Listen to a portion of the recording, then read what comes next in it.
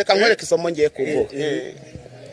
Umukobwa w'i Kigali ushobora kumuha ibihumbi 5 akavuga ngo nta kintu ukoze.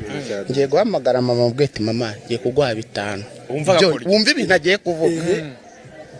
Yonyine 5 byonyine utavuga 5 umva ukuntu abye ba mama amafaranga muyashyira hano atarahanya.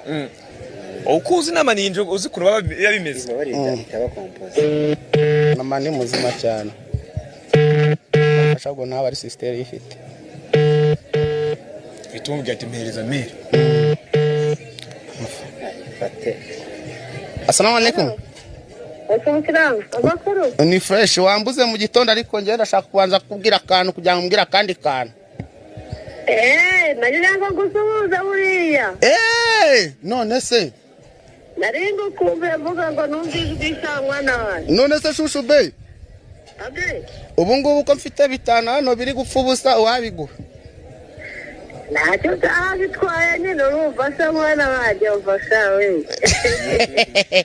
Yewe. Yo. Nyine ntabwo nari mfite dite maze iminsi isa yarayimazeho. Niyo mpamvu mba nta kuvugisha noneho ndavuganireka nishyireho nkuvugishe di. Okay, ngaze none ndenzeho kiraho ikibipe kinini.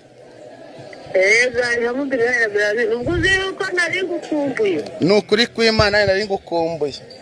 Umeze te? Nje ndestaye bikomeye cyane. Yego mwana wanjye nyagasana gutera inkunga mana. Amina. Bya hatari. Subizi ko. Reka nawe.